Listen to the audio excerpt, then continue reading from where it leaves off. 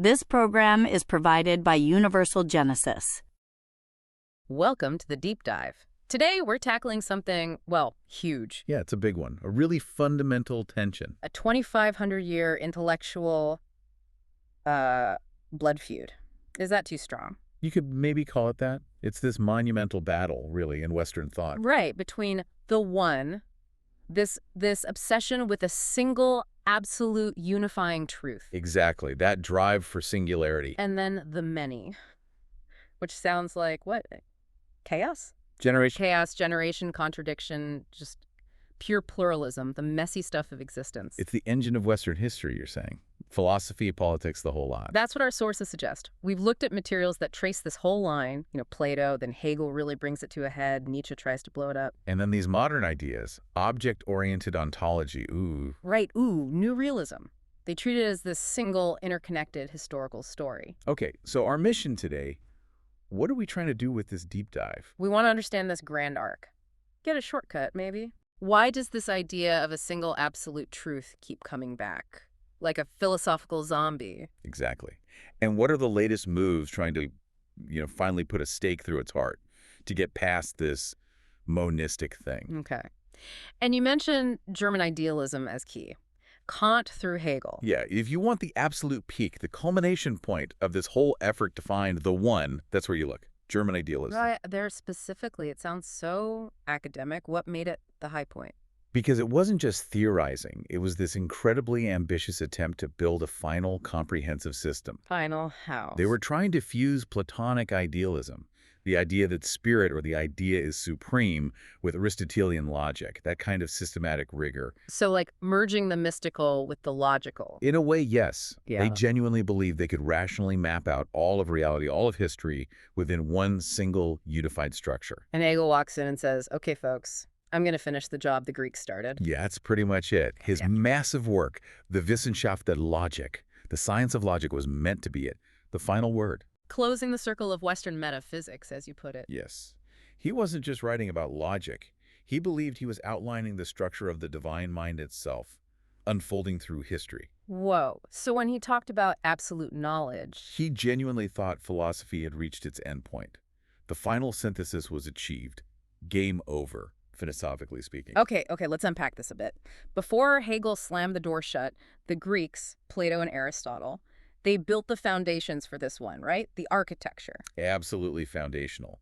Their systems provided the rational framework, the intellectual backbone, for the two major monotheistic religions. How so? Plato first. Well, Plato's whole concept of transcendental ideas, these perfect, unchanging forms existing in some higher realm outside our messy world. Like perfect justice, perfect beauty. Exactly.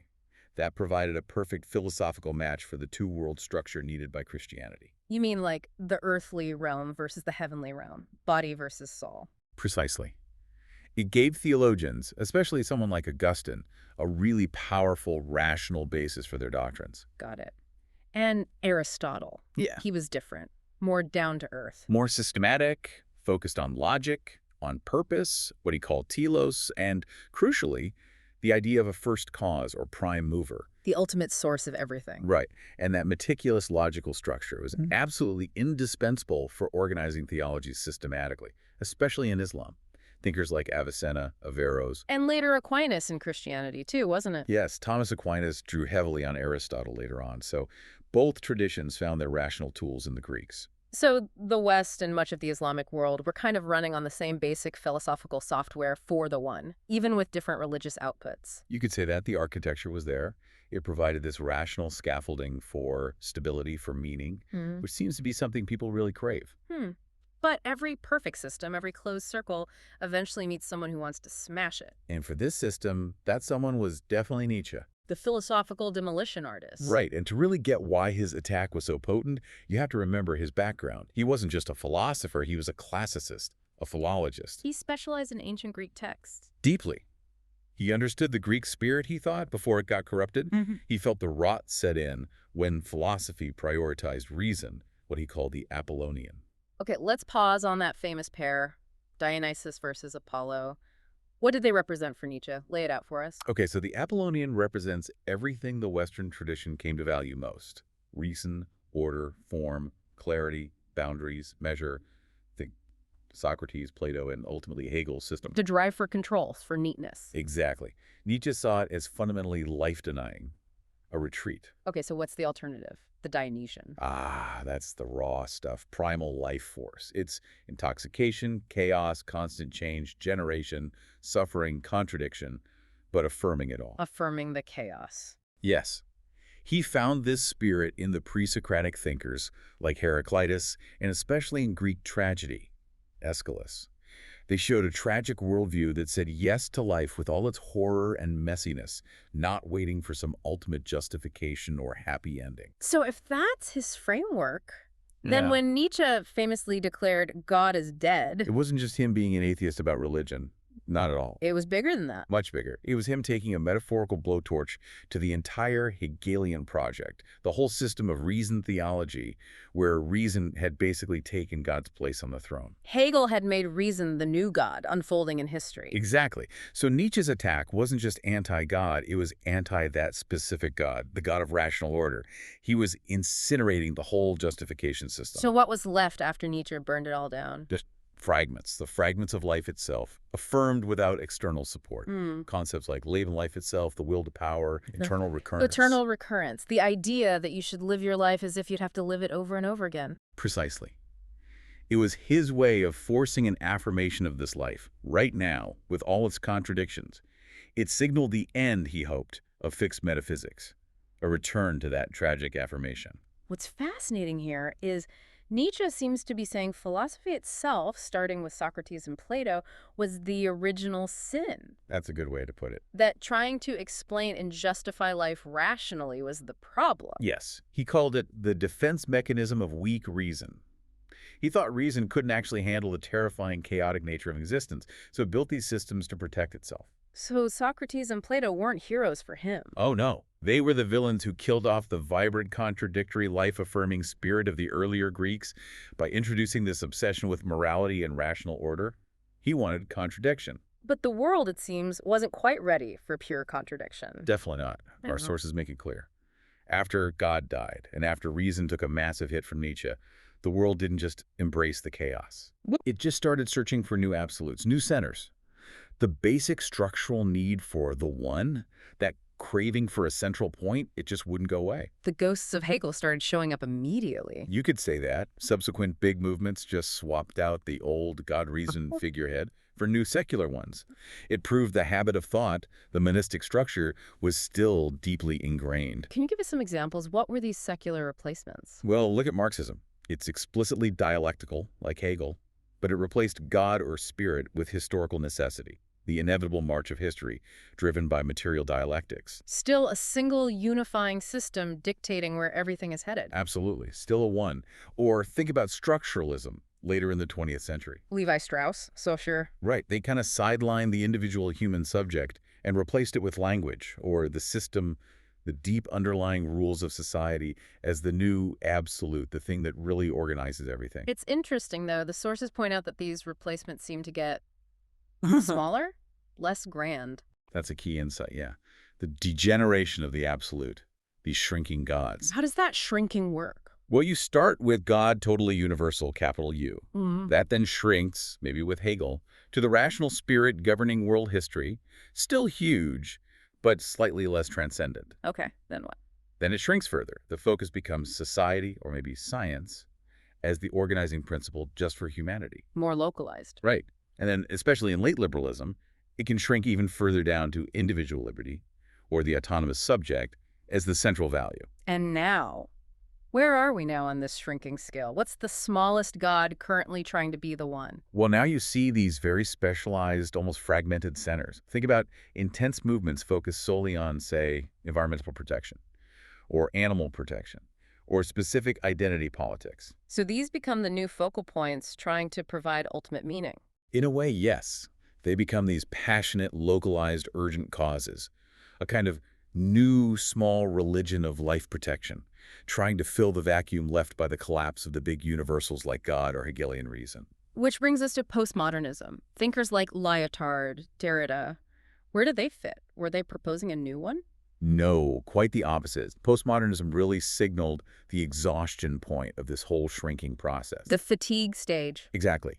They were the ones who really admitted, okay, the power to create these grand narratives, these unifying stories, it's gone. We can't do it anymore. So they weren't building anything new. Not in terms of a positive system. Yeah. They were more like the philosophical cleanup crew after Nietzsche's fire, analyzing the wreckage, deconstructing the language, pointing out the hidden power structures, Yeah. but not really offering a new one or a robust philosophy of the many. Okay, so the stage is cleared, the debris is analyzed, which finally brings us to the current frontier. What happens next? Well, a new generation had to try and build something that actually escapes this cycle, right? That's where things like object-oriented ontology, a new realism come in. There's a direct reaction against something called correlationism. Yeah, exactly. They see correlationism as the dominant philosophical cul-de-sac after Kant, basically. Wait, hang on. We need to define that term. What is correlationism? Sounds technical. It sounds technical, but the basic idea is simpler. Correlationism is the belief that we can only ever talk about reality as it relates to us, as it's correlated with the human mind, or human language, or human society. So there's no accessing reality in itself, only reality for us. That's the core idea. For a correlationist, especially the postmodern kind, asking what reality is like, independent of human thought, is a meaningless question. You can't step outside the correlation. Think Kant's phenomena versus noumena, but intensified. So if there's a complex algorithm running somewhere, or some deep-sea creature we've never seen, its reality is only defined by how we might potentially observe or describe it. For a strong correlationist, yes. Its being is tied to its potential or actual relation to a human perspective. Okay, so Uwal says, what? Forget the human perspective. Pretty much. Whoa. Especially thinkers like Graham Harman or Timothy Morton takes a really radical stance against this. How radical? It asserts that all objects, whether you're talking about a human being, a rock, a political system, a fictional character, a quark, a star, all of them are equally real. Equally real. Equally real, and crucially, they possess a hidden, withdrawn existence that is not defined by their relationships to other things, including us. They have their own secret life, you could say. Here's where it gets really interesting then. They're proposing a kind of stone radicalism. Huh. I like that. Stone radicalism. Yes. A world that's just this rich plurality of parallel things existing, none more central than any other. Finally ditching Plato and Hegel's obsession with a single unifying point. That is exactly the goal. It's arguably the first truly modern, concerted attempt to build a philosophy based entirely on the many. A radical pluralism. No ultimate God, no ultimate reason, no ultimate human subject calling the shots. But doesn't this run into a problem immediately? Ah, the paradox, yes. The moment they start describing this radically decentralized world. They inevitably have to create a new descriptive framework, a new theory, a new system of concepts. Which itself becomes a kind of new one, a unifying theory about pluralism. Precisely. The ghost of the absolute is incredibly hard to exercise. Even the philosophy designed to champion the many struggles not to create its own version of the one just through the act of theorizing about it. It's a fascinating bind. So this whole philosophical wrestling match, from Plato to Oko, it's not just abstract navel-gazing. You're saying it has direct, real-world political consequences. Oh, absolutely direct. Think about it. Philosophical monism, the belief in one ultimate truth or principle, translates almost perfectly into political monism, right, meaning authoritarian states, dictatorships. Mm. Think about contemporary China or Russia. Their entire political structure is built on a monistic idea. Unity above all else. Unity equals good. Stability comes from the center. Division, plurality, disagreement. That equals chaos, catastrophe. They are terrified of what the source calls the anxiety of the many. Any challenge to the single center of power is an existential threat. Whereas a democracy, a mature democracy at least, is doing the opposite. It's arguably the political implementation of philosophical pluralism. It's messy on purpose. How so? A healthy democracy is a system designed specifically to institutionalize that anxiety of the many. Think checks and balances, competing branches of government, an independent judiciary, legally protected free speech, the existence of opposition parties. These aren't bugs, they're features. Exactly. They are formalized structures for disagreement. A democracy is, in theory, a political commitment to the many, acknowledging that no single group or ideology holds the absolute final truth. Okay, this brings us to a really interesting side note in the sources. Japan, as a kind of cultural exception. Yes, Japan is presented as this fascinating case study because it seems to have achieved remarkable social stability over a long period without relying on the kind of strong, centralized ideological one that dominated Western history. No single monotheistic God, no single Hegelian-style reason. Not in the same way. The sources describe Japan as operating via a no-centered harmony. Stability emerges not from a top-down absolute principle, but more from ingrained cultural ambiguity, social negotiation, and the process of mutual adjustment, what they call wa. Wow, that sense of harmony and consensus, how does that avoid the whole Western struggle? Because it seems to operate more on custom, context, nuance, and implicit understanding rather than an explicit, universal, rationally defensible truth. Order is generated more organically, bottom-up, through habits of deference and finding consensus, rather than being imposed by a philosophical or religious blueprint. So they didn't need to kill the one because they never fully enthroned it in the first place. That's the argument. It's like a post-monistic society that achieves stability without going through that whole Western cycle.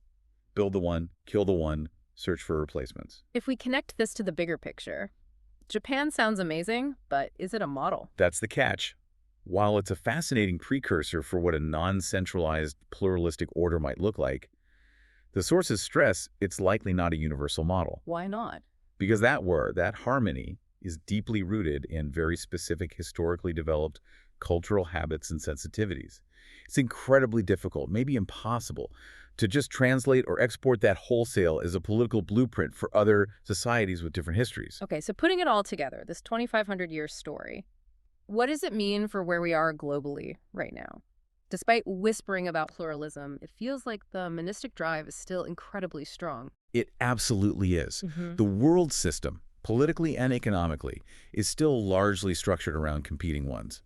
That deep-seated fear, the anxiety of the many, is just too unsettling, too destabilizing for most large-scale systems to really embrace. Stability still seems to require a center. And this connects to the weirdness of current global politics, this feeling of instability, but maybe not full-blown conflict. The sources suggest something interesting here, that a lot of the current global tension isn't necessarily about imminent total war between great powers in the old sense. It's more like a performance of ideology. A performance? Yeah, this kind of codependent wrestling match. You have these major ones, say the U.S., China, Russia, who are actually deeply entangled economically and in other ways. Right, they need each other. But they must perform antagonism. They need to posture and conflict ideologically to maintain their own internal legitimacy, their own sense of being the correct one. The external enemy becomes necessary to keep their own house in order. They need the other guy to confirm that their system, their one, is the right one, the necessary one. Exactly. It shores up their own monistic identity. So the philosophical seeds for a truly pluralistic world, maybe hinted at by Whoa or New Realism, they've been planted, but we're nowhere near harvesting them. It seems not. The struggle to genuinely accept that the one in whatever form might actually be dead, and then to figure out how to design societies that can actually cope with and maybe even thrive on the many.